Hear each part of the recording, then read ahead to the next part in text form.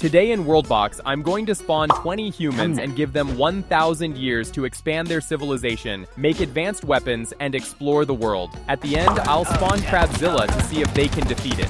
Right now, I already have a pre-made world map. On the upper side, there's a deserted area filled with palm trees, dead bushes, and cactuses, with a small pond in the middle to fight off the heat. On the lower side, there's a much greener and richer area, full of different ores, trees, lakes, animals, and even little patches of sand. I spawned 20 humans in the middle of the map, and once I hit start, they immediately began exploring their surroundings.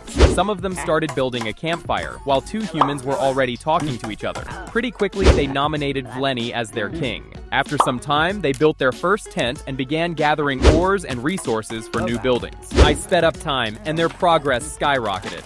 They upgraded buildings, built castles, farms, windmills, and paths. Soon, their population had reached 77. The humans adapted the Bawa culture, and I changed their kingdom color to light pink since I thought it looked more pleasant. By then, their kingdom had 2 villages, but strangely, their king still didn't have a weapon. After 100 years, the humans had explored almost the entire map. Their paths were well organized, most of their buildings were upgraded, and they even had a couple of mines crucial for their economic success. They also built arenas and were training fighting skills, which would be important for when they faced the giant crab in 900 years. By this point, there had been around 140 deaths, but their population had grown to 500. Their king now had a steel spear and leather boots, and most civilians were armed as well. To test them, I decided to spawn some bears in the middle of the map. As soon as I pressed start, the humans worked in harmony and killed all 5 bears instantly. After killing the bears, some humans even caught on fire. After that, I sped up time, and the humans started progressing really fast. They quickly built wooden paths, upgraded their houses, and started making statues. But the upper right corner of the world was still undiscovered, which was a huge loss for them since that area was filled with silver, metal, and diamond ores. As I was watching the humans evolve, I started hearing loud explosions. At first, I didn't think much of it and just kept watching them build. After a while, I noticed some humans had started a new village in the top right corner. But suddenly, a massive explosion hit that area. That's when I realized meteorites were falling from the sky. By the year 145, many houses were damaged by the meteorites, and wherever one hit, the greenery disappeared completely. I decided to spectate one of the humans and saw that they were busy fighting a giant pumpkin that had grown in their gardens. A few years later, thunderstorms arrived, burning most of their fancy houses. Now it was the year 200. The burned houses were being rebuilt, and humans were doing well again. They had explored the entire world. Their population reached about 1.3 thousand, while deaths were around 1.4 thousand. Because of the meteorite attacks, they gained the architecture trait, which made their houses look super organized. They now had one main kingdom named Nauga, ruled by a king wearing legendary armor, an iron bow, and even a golden tooth, a sign of wealth and trust. The kingdom had multiple villages, showing a kind of democracy. Their banks were filled with gold, and they even built golden statues, fountains, and fancy buildings. To troll them a little, I used my force power and started throwing humans all over the map, which was honestly really fun.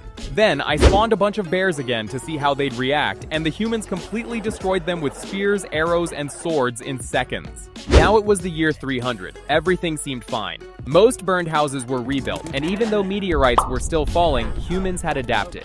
But a new problem appeared. Giant pumpkins started growing randomly around the world, haunting nearby houses and destroying everything. The humans had to fight them daily. As time passed, snow started falling, and the once united kingdom split into several smaller ones. By the year 800, only 200 years away from facing the massive Crabzilla, there was just one kingdom left. Most farms were empty. Over 12,000 humans had died because of those stupid pumpkins, and the population had dropped to only 900. Their king had an iron sword, which was terrible since they once had silver weapons. Most greenery had vanished too, leaving only a small patch of grass at the bottom of the world. Seeing their pathetic state, I decided to bless them a little by reforging the king's sword into a legendary one. Soon the moonlight season began, and chaos returned. Humans started fighting each other for bread, almost like the French Revolution. By the year 816, most of their houses were destroyed. Over 14,000 humans had died, and their population dropped by another 100. Surprisingly, there were no unhappy citizens, even though they had just fought massive wars. Mini crabs were also becoming a real problem, constantly destroying their homes. I wished I could help, but there wasn't much I could do. Now, only 5 years were left before the final battle, and the humans looked worse than ever. I honestly didn't think they stood any chance against Crabzilla. I decided to go a bit easy on them.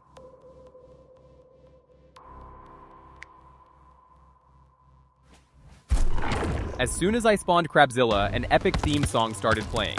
I began destroying everything: houses, land, trees. The ground itself was shaking wherever I walked. The humans quickly went on alert and started fighting back with everything they had.